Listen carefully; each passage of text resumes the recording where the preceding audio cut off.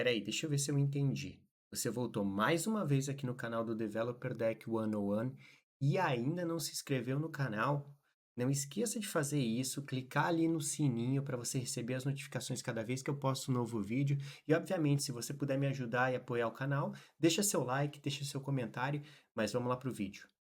Nesse vídeo aqui a gente vai falar sobre alguns fundamentos, principalmente do que diz respeito à parte do App Router, da nova pasta chamada App dentro do aplicativo. Vocês já devem estar vendo aqui do lado esquerdo, a gente tem uma pasta App, e a gente vai falar algumas coisas sobre ergonomia aqui, eh, e algumas maneiras novas de você fazer roteamento e você compor os seus componentes e as suas páginas, tá? E eu acho que o primeiro conceito que a gente deve visitar aqui é o layout. O layout, basicamente, aqui, o que que ele tem? Ele cria. Você tem a capacidade agora de você criar layouts, tá? Que vão se repetir em páginas diferentes e você tem a capacidade de alinhar layouts. Então, quando você entra numa subcategoria, por exemplo, onde você tem o menu lá em cima que nunca muda, mas você quer trazer, por exemplo, um submenu dentro de uma determinada área do seu aplicativo, do seu website, você consegue fazer isso com esses layouts alinhados, tá? Então ele basicamente é uma função, a gente não vamos falar de metadata ainda, mas ele é basicamente uma função aqui, aonde você você coloca todos os outros componentes do React dentro dele, tá? E aí, isso já abre portas aqui para falar de um outro conceito que é a página, tá? A página basicamente é o que vocês estão vendo aqui do lado direito. Se eu trocar isso aqui tudo, vamos trocar isso aqui tudo por um componente só. Aqui, ops, olá, nova página. Basicamente, vocês podem ver que a gente tem uma nova página aqui. Deixa eu aumentar um pouquinho. A gente tem uma nova página aqui e ela está dentro da pasta raiz do app, tá? Então, quando eu chamo essa primeira rota, que é a página, a parte raiz, ele na verdade ele carrega esse layout e basicamente vai trazer os componentes, que na verdade o componente é a página, o page.tsx aqui, se você quiser utilizar, obviamente, TypeScript. E basicamente isso aqui compõe as nossas páginas, tá? Eu acho que também vale salientar aqui, que é importante quando você carrega essa rota, deixa eu abrir as ferramentas de desenvolvimento, você pode ver aqui que a gente tem o HTML completo aqui, tá? Isso quer dizer que tanto o layout quanto a página, elas estão compostas num único resultado para o cliente, obviamente executando server-side, a gente vai falar um pouquinho mais sobre isso. É super importante aqui, de novo, e eu vou reforçar que quando a gente está trazendo essa rota aqui, os componentes que são incluídos dentro da página, eles são componentes do servidor, eles executam no servidor sem um JavaScript adicional sendo enviado para o navegador do cliente. Então, de uma forma mais segura, ele gera toda a página no servidor, diminuindo também a quantidade de execução que acontece dentro do navegador cliente. E, obviamente, isso traz vários benefícios que a gente vai falar aqui no decorrer desse vídeo sobre esse padrão, novo padrão, nova maneira de você realmente criar os seus componentes e eles serem executados no servidor, trazendo uma performance maior e melhorando também a parte de SEO do seu website, principalmente do seu website ou mesmo do seu aplicativo ou áreas públicas do seu aplicativo também. Bom, e aqui eu acho que é importante também a gente mostrar aqui, obviamente a gente já faz mais ou menos isso, mas olha só, se a gente quiser incluir uma nova rota, não muda muito, tá? Na verdade, a gente vem aqui dentro do app, a gente cria uma pasta, e aí a gente pode colocar dados, por exemplo, ou to-dos, por exemplo. E aqui dentro a gente pode colocar um page.tsx, e aí React Functional Component. Por algum motivo não está carregando uma coisa. Vamos pegar aqui. Export, default. function, um, vamos colocar aqui todos, return h1, h1 e todos. Aí o que acontece? O fato de eu criar essa pasta aqui e criar uma página aqui dentro, quando eu crio essa página, ela cria, essa é uma rota que basicamente é pública, em teoria, né? E aí eu venho aqui, eu colocar barra todos, ele vai carregar os todos, beleza? O que é importante dizer aqui? Que a gente falou um pouquinho do conceito do layout, né? E o layout, ele compõe a página. Isso é muito importante. Por quê? Porque eu consigo compartilhá-lo entre as páginas. Então, se eu voltar no meu layout aqui, onde eu tenho children, e abrir um pouco de espaço aqui, eu poderia estar aqui adicionando, por exemplo, um H1 e colocar assim, parte do meu layout. Na hora que eu salvo, você pode ver que eu tenho a parte do layout aqui, que é compartilhado entre duas rotas distintas. Bom, obviamente a gente, além das rotas normais, estáticas, como a gente está vendo, a gente pode, de repente, criar rotas que são dinâmicas. Então, por exemplo, se eu quisesse colocar aqui no todos, tá? Que seria a minha página inicial aqui, mas se eu quisesse colocar, por exemplo, todo 2, eu poderia fazer isso também. Eu não tenho uma rota ainda, mas eu vou mostrar como é que a gente cria essa rota dinâmica também. Mas um ponto importante de dizer aqui também é que você pode ver que ele já tem automaticamente uma página 404 criada. Você também pode, é, a partir de você colocar um 404 TSX, por exemplo, aqui um not found, um arquivo chamado not found aqui dentro, você pode customizar essa página também. Eu posso mostrar para vocês também. Deixa no comentário se vocês quiserem ver um pouquinho mais sobre isso. Deixa eu mostrar como é que funciona a parte dinâmica da página, né? Aqui dentro dos to-dos eu tenho uma página inicial, que é aquela que você viu aqui, né? Que tem os to-dos, super lindo aqui, extremamente bem, com um design diferenciado. Deixa eu diminuir um pouquinho, ó, agora tá um design melhor, né? E aí a gente vem aqui dentro da pasta to-dos, a gente pode criar uma nova pasta, e você pode nomear ela entre os colchetes aqui e colocar meu ID, tá? Ou ID, o nome que você quiser aqui. Isso é bem importante, tá? Por quê? Porque a partir do momento que você cria essa pasta aqui, você também tem que criar um page TSX. Eu vou copiar esse page TSX aqui, a gente economizar tempo. Opa. E aqui dentro do to-do, dentro do ID, desculpa, todos barra ID, eu vou criar um arquivo page.tsx, tá? E eu vou criar essa pasta, tá? E aqui ele vai ter o meu to-do e basicamente a gente vai fazer o seguinte, a gente vai colocar aqui params, ops, params ponto, meu, não completa, fio, params, não tá me ajudando, né? Params ponto ID. Bom, como é que eu pego esse ID aqui? A primeira coisa que a gente precisa fazer, a gente precisa decompor aqui um item chamado parâmetros. Então, eu vou abrir aqui parâmetros, e dentro desse parâmetros aqui, ele vai ser de um determinado tipo, obviamente, porque a gente está trabalhando com TypeScript. Eu vou abrir aqui, e aí eu vou, de novo, colocar o parâmetros, e vou colocar dois pontos aqui, e vou decompor o ID e dizer que ele é uma string, tá? Bom, o que que acontece? A partir do momento que eu vou decompor esses parâmetros aqui, eu vou vir aqui e vou colocar aqui e vou colocar o 2, por exemplo, que a gente tinha visto. Olha só, eu estou capturando o ID que está na URL e estou colocando dentro da página.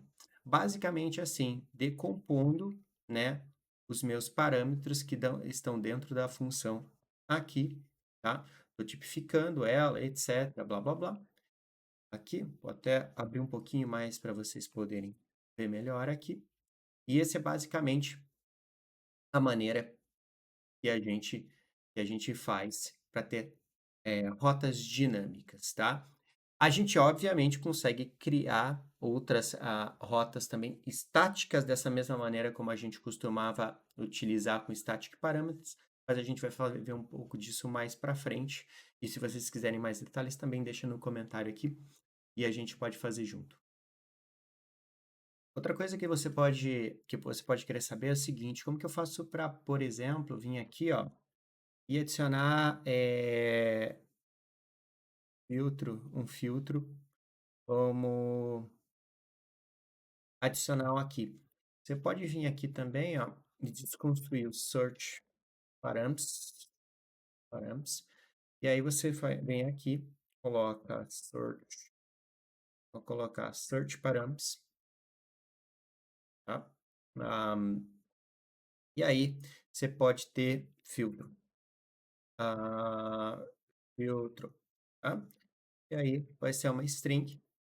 E aqui, por exemplo, você poderia colocar filtro adicional,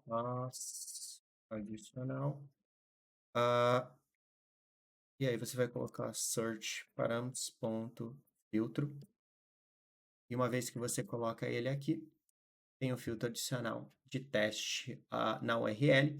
Obviamente, se você colocar 2 filtros, tá, colocar, por exemplo, um e-comercial, filtro de novo e alguma coisa, isso aqui se torna um array de strings, obviamente, né, tá? Senão, você tem que adicionar outros dados aqui para trabalhar com TypeScript, e essa é uma das maneiras de você utilizar os parâmetros, de URL, dentro do seu aplicativo, tá? Outra coisa também que é importante é que a gente tá brincando um pouquinho, né, mas obviamente se eu quisesse vir aqui, por exemplo, e trocar essa parte aqui no nosso layout, o nosso layout aqui e criar, por exemplo, vamos colocar um link aqui, ó, link, ops, next link, então ele vai obviamente importar aqui, né? E aí a gente vai colocar um href e a gente vai colocar, por exemplo, dentro do href, entre aspas, aqui, barra to né? E a gente fecha aqui o nosso link e coloca todos. E eu coloquei todos ou tudo? Todos. Eu poderia também ter. Vamos colocar um pouquinho melhor, né? Another list, li, né? Pra gente mudar um pouquinho, né? Vamos fazer assim, ó. Obviamente aqui, a gente pega esse link aqui, tira esse H1 aqui, e que eu não planejo os vídeos antes de fazer, né, pessoal? Vocês devem estar me odiando agora. Colocar todos. Obviamente, eu vou colocar 1, 2, 3. Todos, 1, 2, 3. E aqui, todos, vamos colocar 2. E vamos colocar também um filtro valor, tá? Todos com filtro. Vamos ver uma coisa aqui. E aí, falta mais uma coisa que eu quero colocar aqui, só para facilitar a nossa vida. A gente vai ter o home também na nossa página aqui, no barra.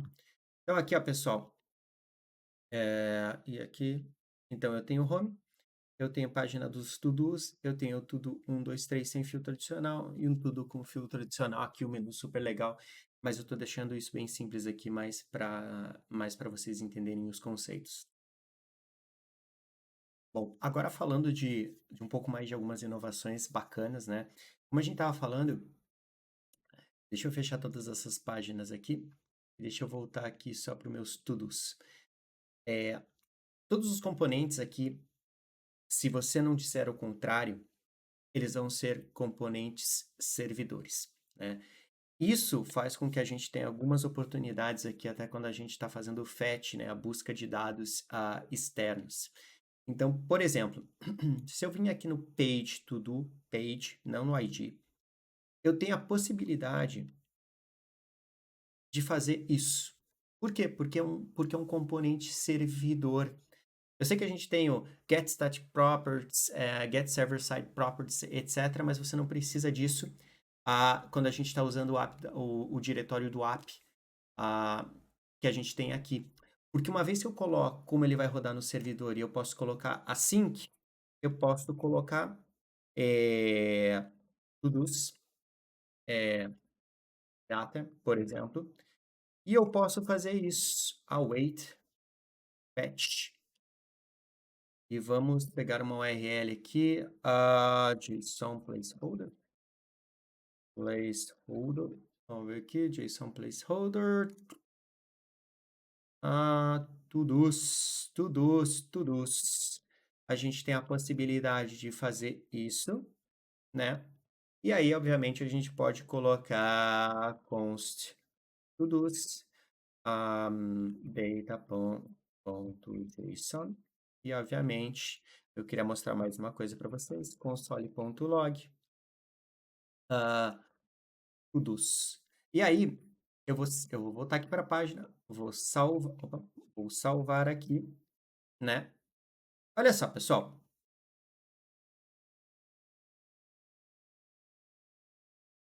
Tarararam.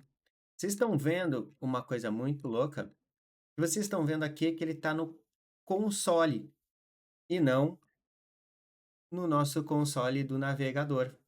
Ele está executando no servidor. Basicamente, opa, eu só esqueci de fazer assim, né? Await. Ops, await. Salvar aqui. E aí, ó, o console está saindo aqui no servidor e ele está trazendo os nossos to-dos aqui dentro, né? Obviamente, para a gente poder trabalhar com ele executando no servidor, tá? Talvez vocês queiram fazer aqui, obviamente, um todos.map, todo, e aí vamos colocar an order list, vamos colocar isso aqui para cima. Eu preciso colocar um desse aqui para poder fechar. Nossa, fazendo uma coisa danada de feia aqui, mas tudo bem. É só para vocês verem aqui. E aqui eu vou colocar um ali. E a gente pode colocar um to-do. Ponto, o que que a gente tem aqui? Title. Obviamente, a gente poderia fazer o seguinte, né? Também vamos colocar o title aqui. Deixar bonitinho isso aqui primeiro, né? Todos eles, mas obviamente ele está com tipo N, se você usar o TypeScript, a ideia realmente é que você venha aqui e adicione o type no seu arquivo, ou em alguns, por exemplo, type to do, e aí colocar lá o seu tipo de dados que você está definindo aqui, para você usar o máximo do TypeScript, mas só nesse caso aqui eu não quero focar no TypeScript, eu quero focar só basicamente nisso, para vocês verem aqui que está executando no servidor e eu tenho isso aqui. Antes a gente tinha, na verdade, funções que a gente colocava dentro.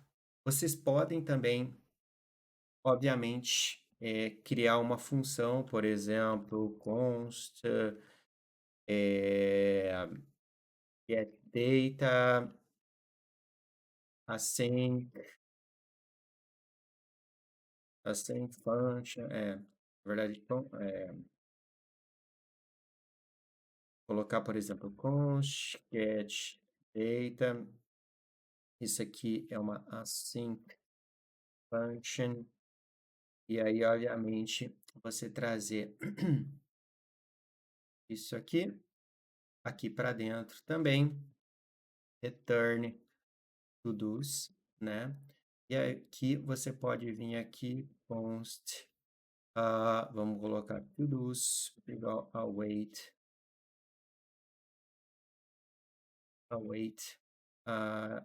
get data. E aí, beleza, ele vai continuar funcionando. O que é um ponto muito importante aqui, pessoal, que eu não quero esquecer de falar para vocês, é o seguinte. Vocês podem, digamos que eu tivesse vários componentes aninhados aqui dentro, relacionados a esse get data. Vocês podem chamar isso várias e várias vezes, sem ter o medo de que isso vai atrapalhar a performance da sua aplicação, do teu website. Por quê? Porque essa maneira de fazer fetch nesses componentes que são server-side, ele tem uma camada que eles melhoraram, aonde quando eu faço essa chamada aqui para essa URL, faço esse fetch aqui, ele faz um deduplicate, eles chamam. O que é isso? Eu consigo, de certa forma, chamar várias vezes, mas se um lugar chamou, outro lugar chamou, ele vai utilizar o mesmo resultado, a mesma chamada para trazer esses dados para dentro do seu aplicativo, evitando várias chamadas ao get to dos nesse caso aqui, tá? Isso é super bacana aqui, porque melhora muito a performance do seu website, do seu aplicativo, etc.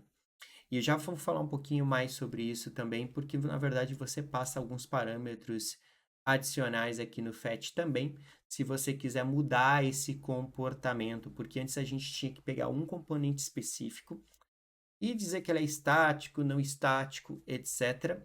E aqui você tem a possibilidade de ter um modelo um pouquinho mais híbrido, dependendo dos dados que você está buscando aí para sua página.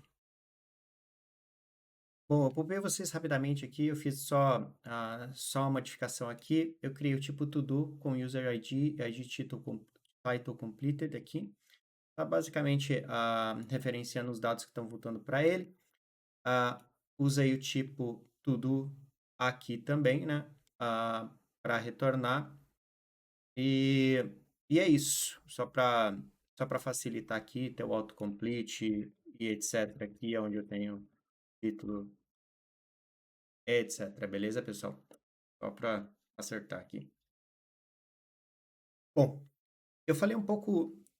Ignorem o erro aqui, tá? Esse errinho aqui não é importante e também não é o foco do vídeo, mas. Ok. O que é importante aqui?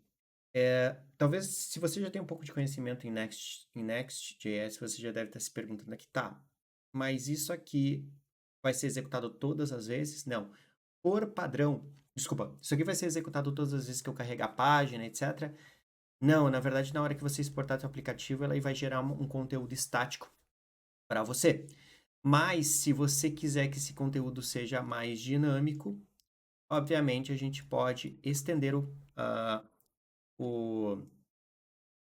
fetch aqui. E aí a gente pode adicionar uma chave aqui chamado cache. E aí você tem algumas opções aqui, e obviamente algumas delas eu vou falar para você, eu vou falar aqui, outras você pode procurar na documentação, é importante você sempre procurar lá. Default é o padrão, ele é estático, mas eu posso colocar, por exemplo, no store, tá?